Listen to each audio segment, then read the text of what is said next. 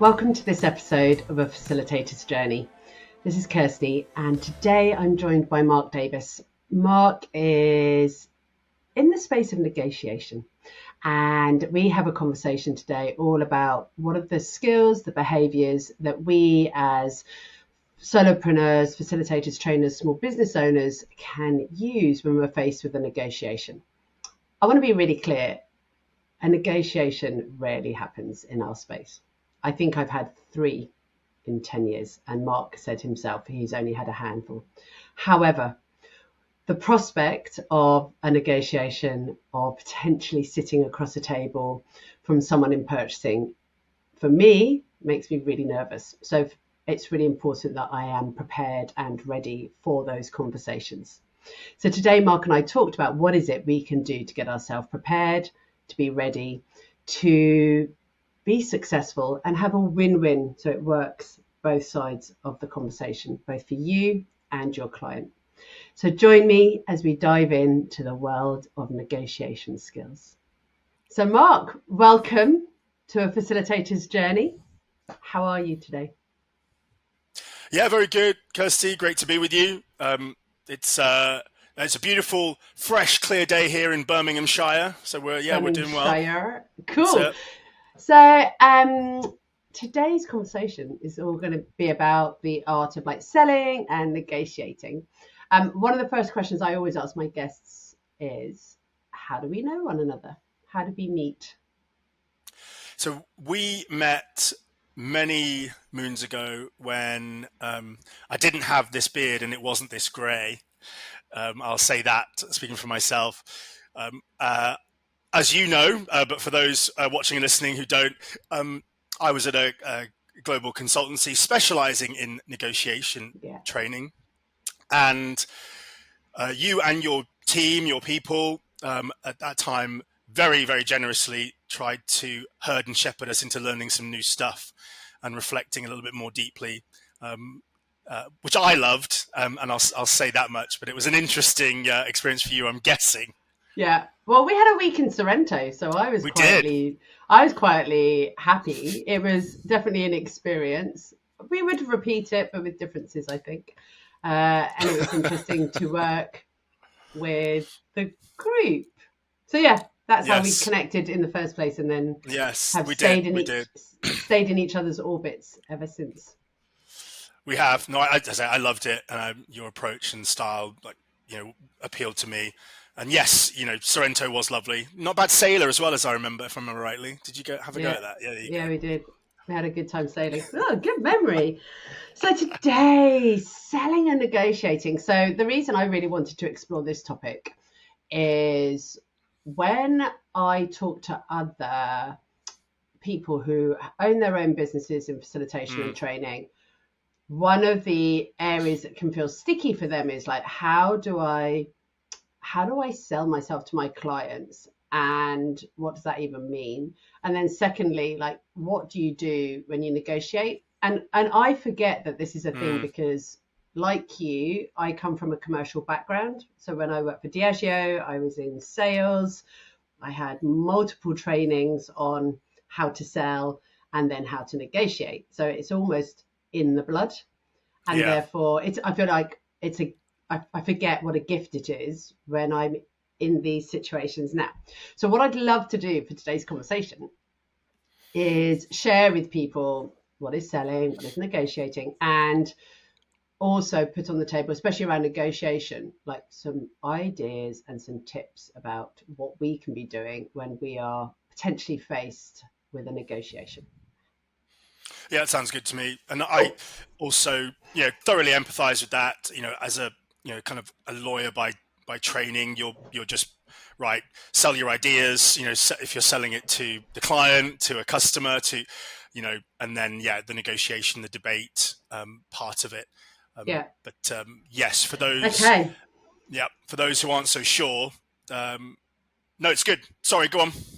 Well, I was going to say, what is the difference between selling and negotiating? It's a good question, and it's one that I ask people relatively early on when I'm doing training, because I think instinctively people think they know what they are, and they feel that they're doing them. But if you were to ask people for a definition and you just leave the question out there, it's incredible how long people do take to answer. So for me, selling is about behaving in a way that creates the necessary demand in the other person to want to go ahead and buy your service. So, if you're a solopreneur, facilitator, what you're doing is you're using behaviors, skills, interaction to ensure that you can get to the point where, right, okay, let's talk money. Okay. So selling is about creating the demand for your service. Negotiation is a different but overlapping set of skills that you utilize in order to agree the terms of that sale. Yeah, I'd say so. And yeah, I mean, that for me, I don't know whether you want to add anything to that, but that for me has always been the foundational kind of starting point. And then I'm happy to give examples if you think we need to. So for me, selling comes first. If you haven't sold the idea, the concept, the product, the service, you can't negotiate. So you need to have something to negotiate on. I think you need to be aware that selling is not just about the financial number, that you are selling elements and proponents and parts of a proposal. It's not just about the cash. So I think that's something important to consider. Yeah, definitely. And then a negotiation sometimes happens and sometimes it does not. Let's be also very clear. I mean, realistically, you and I have both been running our own businesses now for a number of years. How many true negotiations have you had in that time? Yeah, it's a good question. Yeah, gosh, yeah, a handful, not many that I can. I've had one, and one I can think of. What I have had though, Mark, are objections that I've needed to overcome, and I still see objection handling as a skill when it comes to selling. And how do you handle an objection? So for those of you who are thinking, what does she mean? An objection can sound like, I really like the idea. However, this and this doesn't quite work for me. However is a posh but. Or you hear, no, we can't do this because of these reasons. Actually, when you hear the no, that is still potentially a yes, because they've told you why they can't do something, so you can then inquire. But we can come to that a bit later. But I think it's more about objection handling. So let's talk about selling first. Quick one. What is some of the language of selling? When we're selling something, like what are we doing? How do we do it? Yes, what is the language of selling? I think the language of selling is the words that you use that justify, explain, convince, rationalize with the other person as to why those objections either aren't as big an obstacle as they feel or fear they might be, or they reaffirm how and why you will overcome them. Because what the person's looking for, obviously, is a net gain in engaging with you, as opposed to either not engaging with you at all or utilizing the services of somebody else.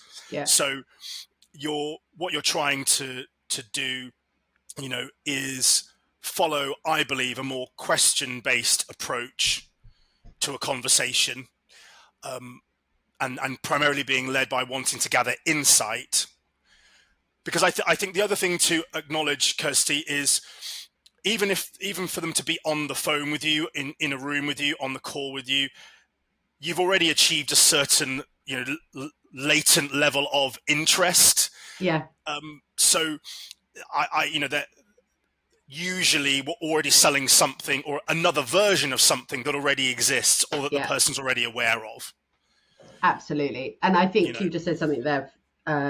It's a question-based approach. So I'd like to really encourage people, if you're asked to go into a conversation with a potential client, and even if they use the word pitch, please don't dive into creating a really big PowerPoint deck. Yeah. Please spend the time thinking, what is the outcome I want to achieve from this conversation, and what are the questions I need to ask?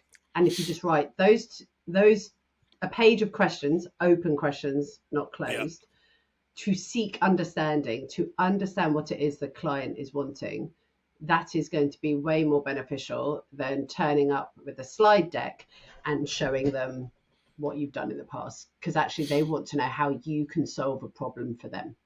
That's my perception, and that's how I've always operated. Totally.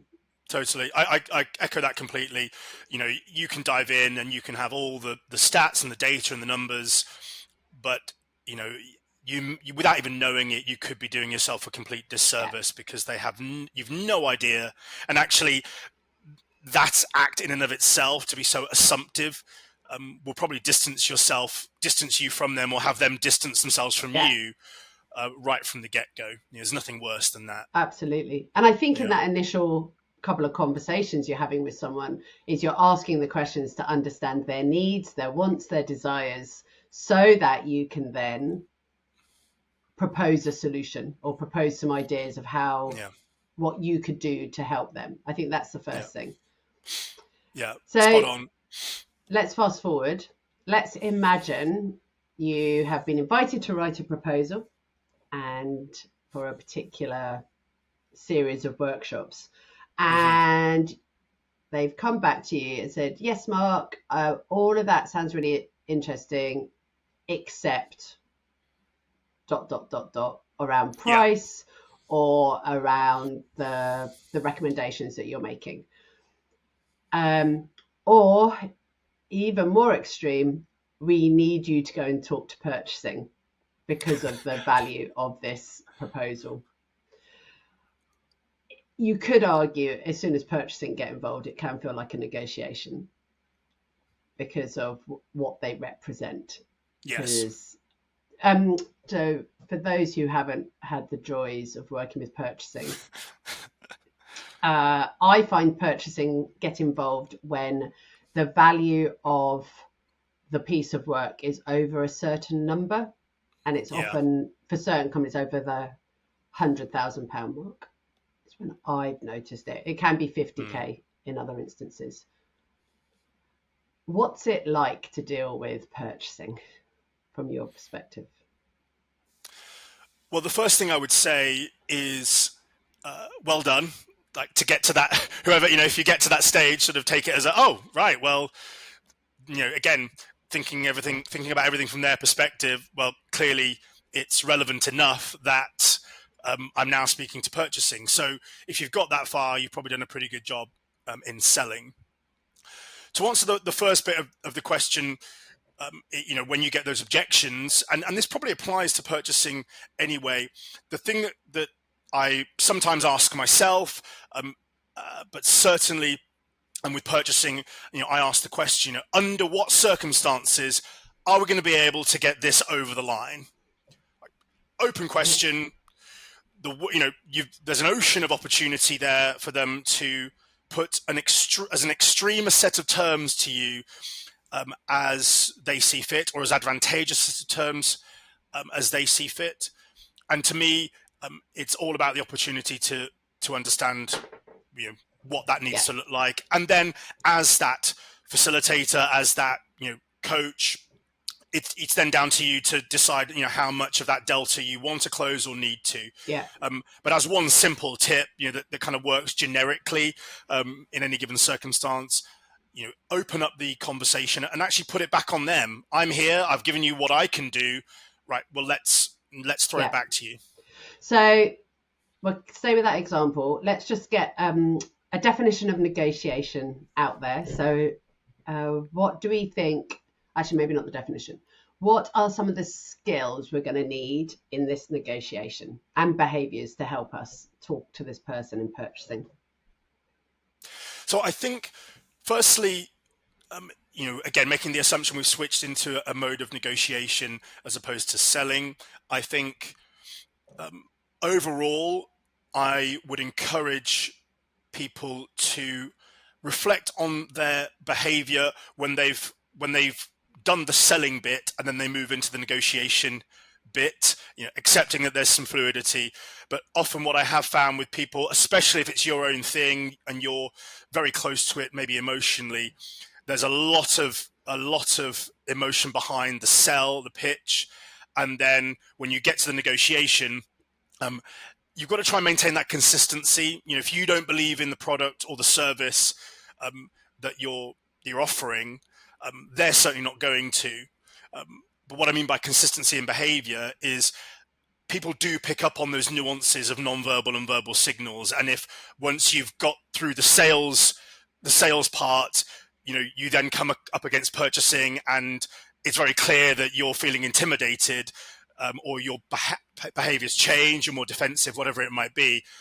I think that does undermine all the great work you've done in selling to get there. So it's about maintaining consistency. No one knows any more than you do in your field of expertise, and they're considering your expertise because they're speaking to you. So, what's got you this far clearly has worked. Yes. When we think about negotiation sort of tips and approaches, you've then got to be more mindful. We talked about questioning and then getting insight being key in selling. I think then once you've got parameters with which you're working and it's clear, you then move into negotiation and you're then testing and stress testing the relative value of those parameters. And so there may be statements that you would make in a negotiation that might be questions in a sell. Would you be willing to agree to terms of X? Well, my terms are going to be terms of Y. What does that mean for how you might want to proceed? So you're making statements alongside questions. I do think also being brave enough, if you haven't already, to restate your position, because sometimes, again, purchasing, if we think about that as a tactic, it is a tactic. It is them attempting to reset. And often my experience is purchasing go, sorry, who, I'll be slightly caricature, but sorry, where are you from? Who are? Okay, yeah, sorry, right, I'm with you now. Right, okay, don't know what's been said, but our process is bang, bang, bang, bang, bang, and it's as though the whole last 2 weeks, 2 months, 2 years, never happened. And so I think being very, very clear on how you communicate with that individual or individuals in restating your position is hugely powerful. So, but I'll take a moment there because I'm sure there's lots to unpack out of that. So one of the things I just realised, sorry, listeners, I've done something really classic. It's like, how do we know we're moving into negotiation from selling? Like I suddenly realised, sorry, I've just jumped. What's the segue? What is the segue? I think once you get into a place where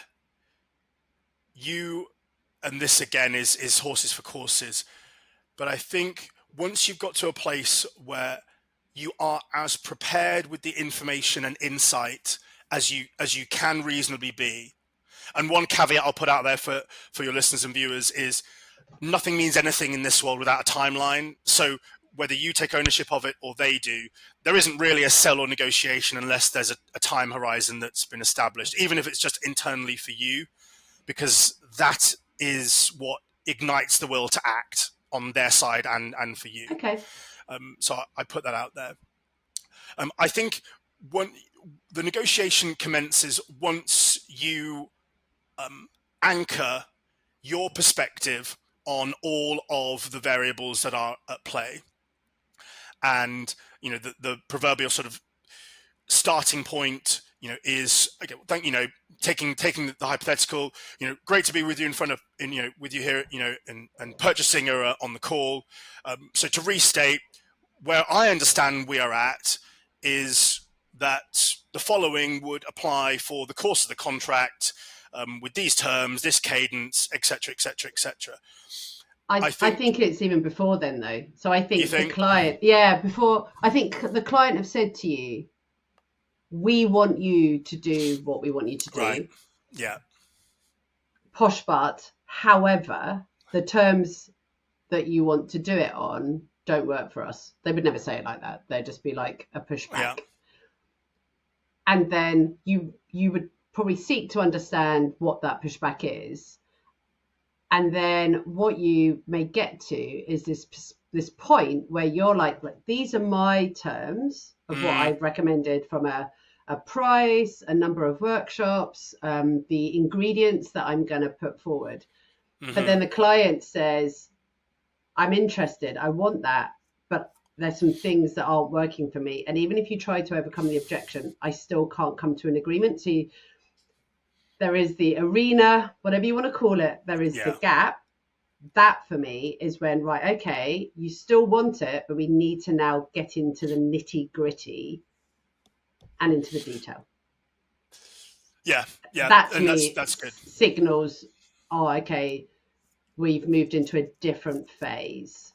And it can be triggered, as we said, like purchasing suddenly rock up because of that's how the individuals work. So I think for listeners, if you find yourself in that situation, you want to understand what their perspective is. So what are they saying yes to? What are they saying no to? And almost tick it off on your proposal. And then you can identify, okay, it's these three things that we're still stuck on, that we need to work through. And it can be a price and the financials, but it could be other variables as well. It could be timeline. It could be what you are creating in terms of the content. It could be the number of people attending a workshop for a certain price. So it's, for me, that's where the conversation of negotiations starts. Yeah, and I would you saying that and me acknowledging, I think you're right. It is even before you get to that stage, because again, it crazy now how instinctive it is. There's so many assumptions made to get to what I was talking about. I think in the mind of the person that you're dealing with, you've got to be as clear as you can that you feel that the need for your service has been established in their minds. Yeah. And if you're at that point, okay, well then let's see how we can realize that situation. Because I think one of the things, sorry, the last thing, one of the things I think is linked to that, and we may come on to this, is if you're not sure what, as a facilitator or a coach or trainer, what pain point it is that you're solving, even before you sort of speak to someone, then you're also not going to know when you've arrived at the point of a sale being made, because you've got to be really clear on the solution that you're offering in the first instance, and then it is often for them to decide, it's never going to be 100% of what I need, but is it, if 70 is the threshold, do you reach that? Is it, that's and the I only thing I think would you add. discover the pain point through your questioning in those initial right conversations. You have to ask questions. You can't make assumptions. So let's go back to our fictitious situation. I know I've got to go into a negotiation. What do I prepare before I go? You need to do some preparation. You cannot wing this, people. There is a bit of preparation and forethought that's required. What are some of the things you encourage people to think about and prepare? Firstly, as I've mentioned, a timeline, and I would even go back a step. You know what you know, and so focusing on yourself too much in the preparation, I think, is also it's a natural instinct. The number I need, the number of workshops, when I need them. Acknowledging all of that, the preparation really is in testing the assumptions, the biases, the perspectives that you think they have about the value proposition that you're bringing. So firstly, for me, again, nothing means anything without a timeline. So you want to establish, as big as probably the biggest lever in negotiation, how is and if will time be a factor, not only for when the negotiation or the work, will commence, but the cadence of it, the time of year, all these sorts of things factor in to time. And I've listed quite a few there that actually have a lot of depth behind them. The second thing that I encourage, it is about knowing the actors, as in the people involved. And what do I mean by that? I think, who they are as individuals, the personalities, but just as importantly, do you have a sense of what type of culture they operate in? And one example of this that I mean is, so I once did some consulting work for someone, and they were dealing with a family-owned travel retail business. And one of the things that we did to help them unlock the extra value potential was realize that due to the nature and culture of that organization, addressing the founder and CEO directly was actually undermining their ability to get the deal over the line. They saw it as respectful to engage with this person directly and try and approach these issues. But culturally, they did not want to be engaged with directly, publicly in the meeting, in order to have to negotiate. Again, no judgment on it. That's how they wanted to do it. So think about the culture. Who is it that we are going to be engaging with, and who are the figures that have the authority? Who are the figures that have the influence over the decision makers? Because that allows you also to hone how you focus your time and energy. And I suppose to round it out with a third thing, I think unless you're really clear on what you don't want to have happen, you might end up there. So I think you've also got to be prepared to be mindful of the things that you're going to say no to. As much as you might want the business, and as much as you wish you'd go that extra mile for someone, I would just be mindful of setting an expectation that you know in the long term you can't meet. Yeah.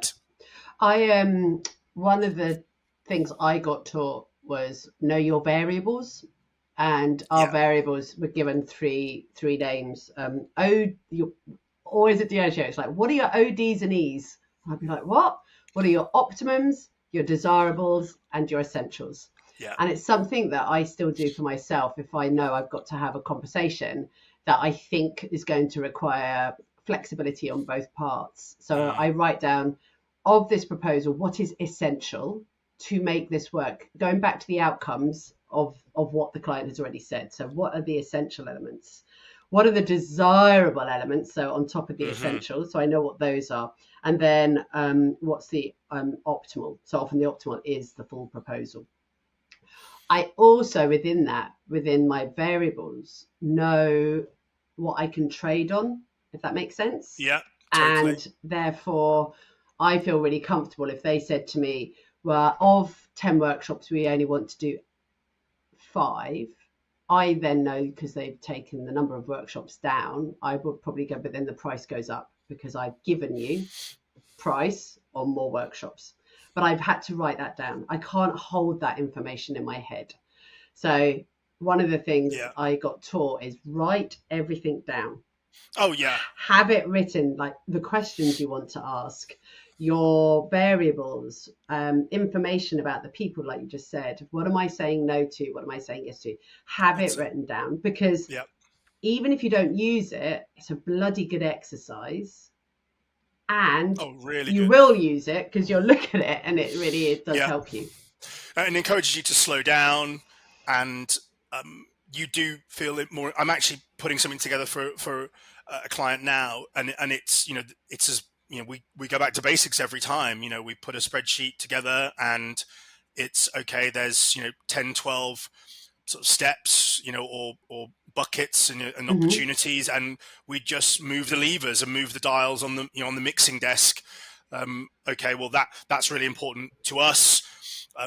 If under the right circumstances that we could get X, maybe we can give something away here on Y.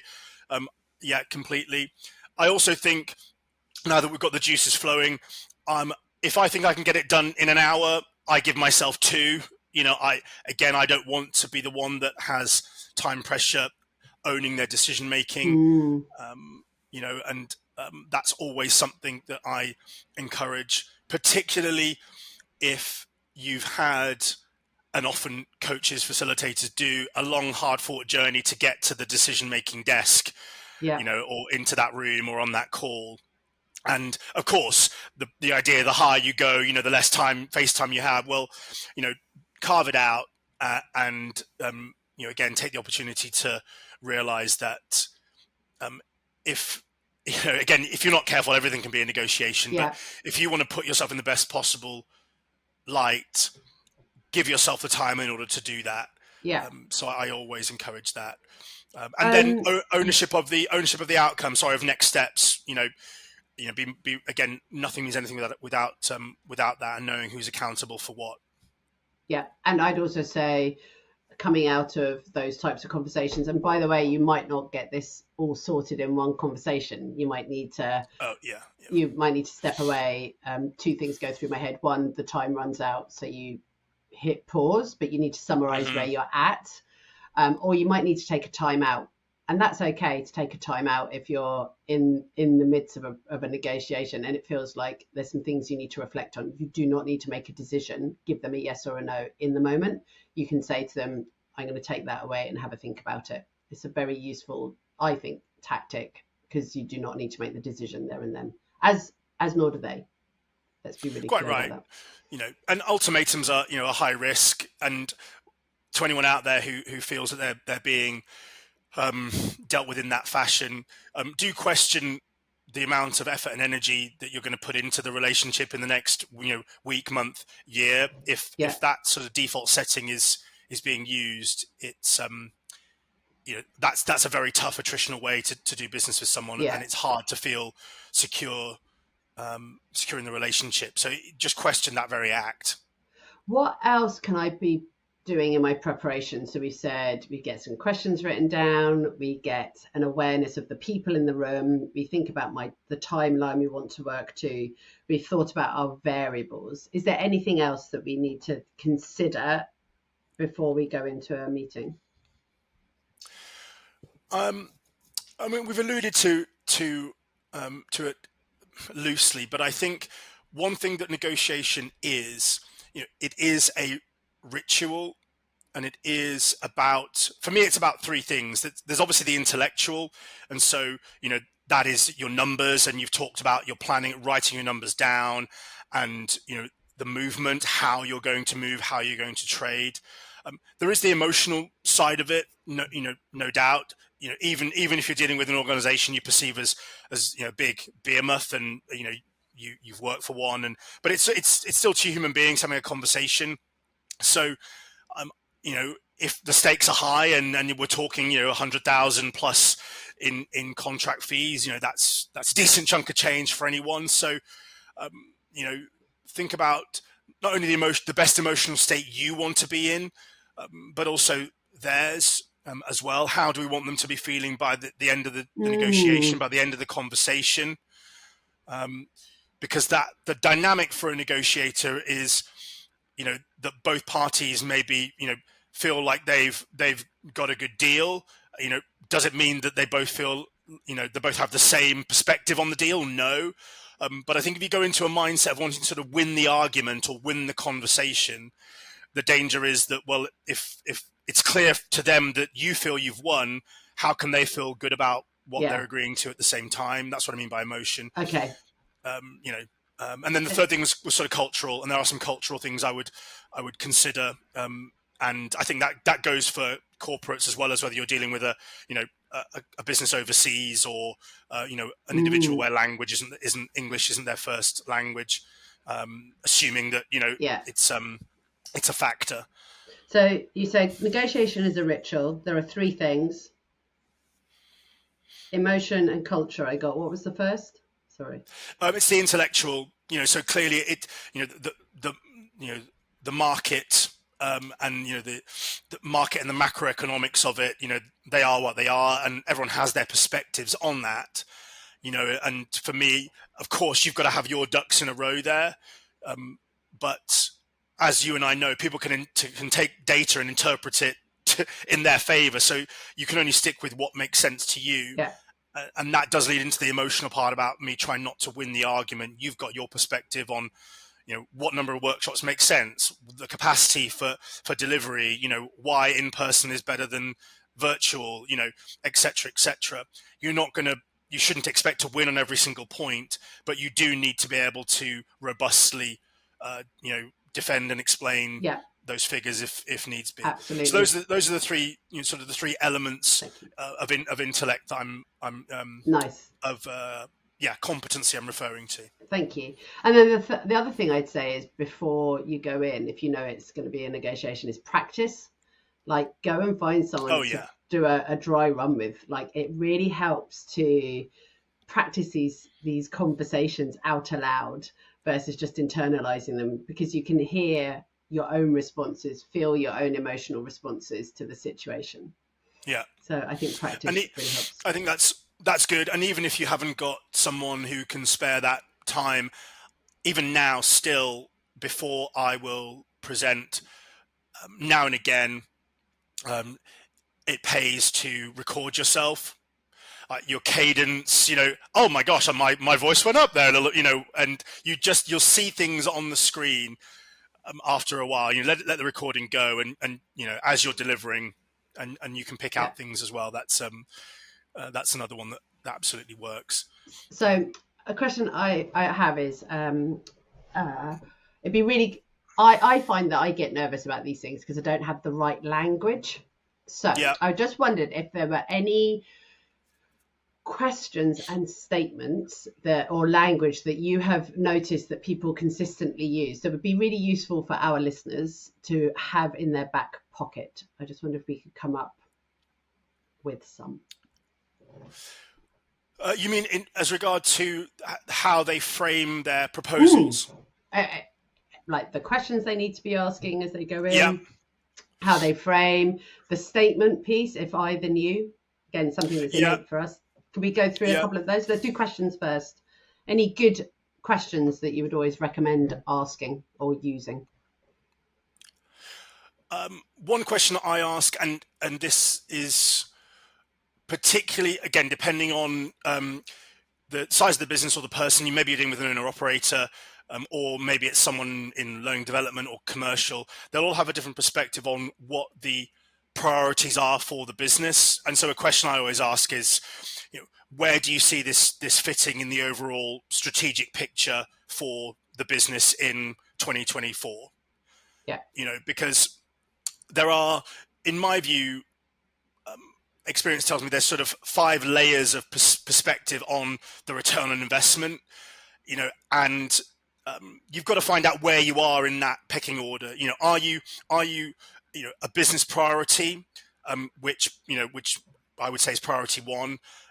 Are you a regional strategic priority? Is it something that's really about performance? And that's one level. Is it about learning, and it's a learning priority, or is it about the emotional state of the team, of the individuals, of the leaders, of the management, and understand which bucket or how high up that hierarchy your services feature, because sometimes you can misplace your own. We do. I mean, our own level of importance.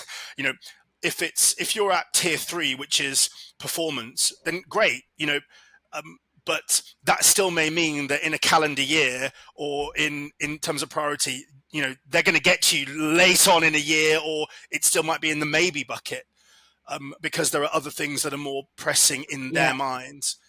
So without over elaborating on that, that kind of question of where are we in terms of a priority, that's always a good question. One thing that I do think is always worth asking is, how have you arrived at the decision that there is a need for this solution? And the reason that you want to ask that is there are those individuals who love all sorts of learning development and will soak up any opportunity that you're bringing to them as a facilitator or as a coach. And will dive into the workshop and be engaged. There are the vast majority who are probably somewhere in between, don't want to be here and super keen. And then there are those that, I've been doing this 20 years, like, why do I need to think about listening again? And you want to get a sense check of whether the person you're speaking with has decided that it's going to happen to the team and to the workforce, irrespective of their feelings about it, or they've been given permission and have been allowed to implement this solution on their team. Nice. And you've got you've got different mindsets, and it helps you as a coach, facilitator. Not only is that a point of leverage for the negotiation, but also you can better manage the outcomes, the situation. Yeah, that's a good one. Third one. Is there a third question that you find useful? A third question. Begin with the end in mind. So if we were to have a very successful implementation and embedding of what we're going to put together, could you describe that for me, please? And would you be asking these questions? Because they're the sort of questions that I ask in the pre-sell even. And I'm asking that. Do you sometimes bring this back in if we're going into the negotiation to reset the arena? I do. Depending on the level of time that's passed from what you've mentioned to being where we are now, certainly I would do. If there's extra players that have come into the, stakeholders have come into the arena, the budget's changed. But for me, it's never ever hurt the situation to restate that, because I think also a lot of assumptions can be made, from one week to the next. Nice. And that way also, just as you're about to dive into the negotiation proper, let's make sure that the goalposts haven't moved for whatever reason. And that actually makes me then think of another piece of language when you're going into the negotiation as well, is let's summarize where we're at. So the use of summaries. But using language like, so my understanding of where we are at right now is, and then I would have a list. I'd be really curious to hear your understanding of where we are at right now. So everyone has equal opportunity. No assumptions are being made, but we all get to state where we are at. Yeah, and I think that allows for clarity on both sides. What you're looking for, in the sort of example we've been using is that, purchasing summarize where they're at. You're not trying to win the argument. You summarize where you're at. Okay, where are we aligned? Great. Yeah. And then where are we apart? And with those variables, can we go back and forth to close that gap to become aligned, or do we need an extra element to come in here, to sweeten the deal and make it happen? Nice. Love this. Yeah. Okay, next bit I just want to do is some of this the statement language that potentially we would comfortably use as you've moved through the conversations. We've done the questions, we've done some understanding, I'm here, you're there. We've identified the 3 things that need to be worked upon. And this is now the time, I think, where you put your cards on the table and you go, so what kind of language can we use? The language that I find works best is to make it's almost like an assumptive statement that you're looking for affirmation for. Okay. So, for example, what I've heard we are going to do is A, B, C, and D. Yeah. And again, if you're particularly attuned to it, what does help to connect is use language back to them. Okay, so what I've heard there is that you feel and we feel that A, B, C, and D is the way to go. So using their language is really important as well, their words. I'm also hearing the word we. So definitely jointness, but also take ownership for when it's like, I have heard that we will. So I think that's important versus just straight. So we've agreed we're going to do this. Maybe we haven't, but this is what I have heard. Okay, Mark, one final tip for the team. What else would you suggest? Yeah, I think the last one, and this is for the solopreneurs out there, or facilitators, and maybe it's their own business and they're doing a lot of the heavy lifting. Do consider, for particularly those bigger negotiations, whether you want to bring a partner into a buddy into the negotiation. Maybe they're just taking the notes and doing nothing else. Obviously making sure that the other party is comfortable with that, or explaining it beforehand so that it doesn't come as a surprise. But I think even just being able to offload one bit of cognition to somebody else can really help with not only confidence, but also you've got another set of eyes and ears to help you really gather as good a perspective as possible on what's going on. And then obviously afterwards, like, well, what just happened? And some people might be sitting there now going, yeah, but I use an AI tool to like write things down and to notice. But I think there is something about having a human in that space with you that just helps. I've actually done a negotiation before where I have my wonderful business wife, Sean, and she was sitting off camera and she was almost like metaphorically holding my hands, but she was just in my energy space, which really helped me because we'd practiced the conversation beforehand, but she just sat there to do exactly that, by the way, to listen to everything, not to contribute. That's why she was off camera, but it was just super helppful for me that she picked up things. And every now and then, admittedly, she would send me a little post-it note across the table, but that helped me. That really, she's a pro. She is a negotiator. That is one of her sweet spots. She's an ex-commercial director, so I trusted her. Yeah, that's great. And exactly that. And sometimes people who are completely sort of removed from the stakes emotionally as well, someone commercially astute like that is fantastic, but also just emotionally, kind of removed. But I think the last thing I would say, and it did pop into my head, sometimes to sense check where people are and if they're on the same page, you might want to ask, have we given up on this as an idea? And it's a yes or no. Obviously what you're looking for is a no if it's important to you, but I think it's another way of offering a binary yes, no in the right circumstances. Yeah. Some people say closed questions can be dangerous, but in the right circumstance, you want to know one way or the other whether it's going to happen. And I think sometimes a binary question is helpful. Yes, on the subject of closed questions, I think they can be used when they're used intentionally. They can be used really well, but they need to be intentional rather than just part of your everyday lexicon. Yeah. Use sparingly. Yeah, but we can go on. That's another subject altogether. Mark, thank you for today. Now, before you go, pleasure. I do some quick fire questions to my guests, and I've got some for you. Okay. What advice would you give to someone who's starting out in their business? Just they're coming into this world of facilitation and training. Any advice?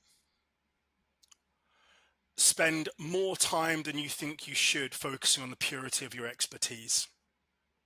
Whoa, what does that mean to you?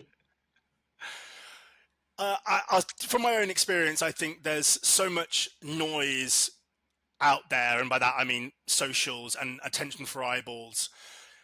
I went away for a couple of years, some by design, some intentionally, but over that time worked on, if I'm coming back into the marketplace, I've got to have a really clear message. And I don't mean marketing, I just mean conversations, where people, well, why you as opposed to somebody else? Okay. And I think there's just, do your best not to be derivative, focus on the purity of your expertise and allow that to stand out and do the work for you. Nice.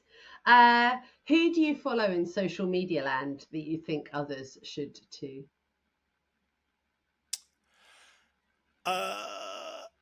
David Goggins, I follow on Insta. He's a certain flavor that I think is great. I mean, he's not without his controversy, but I think he's that sort of Marmite. Either people love him or they just think he's absolutely crazy. So Dave Goggins is a former Navy SEAL, and he is, how would I describe him? He's just someone who focuses through his actions as well as his words on basically overcoming what your mind tells you are the limits of capability. Okay. He went from being sort of overweight, ice cream, lethargic, to ultra marathons. Has represented the Rangers, Navy SEAL, and he's just a character. He's on Instagram. He's got millions of followers, and I don't think he follows anyone. I think he's got 0 people that he follows himself. Wow. So he's out there, very extreme, but if nothing else, he's entertaining. So I'd recommend that. A bit left field, but like it. No, any book that you recommend at this time? Or podcasts.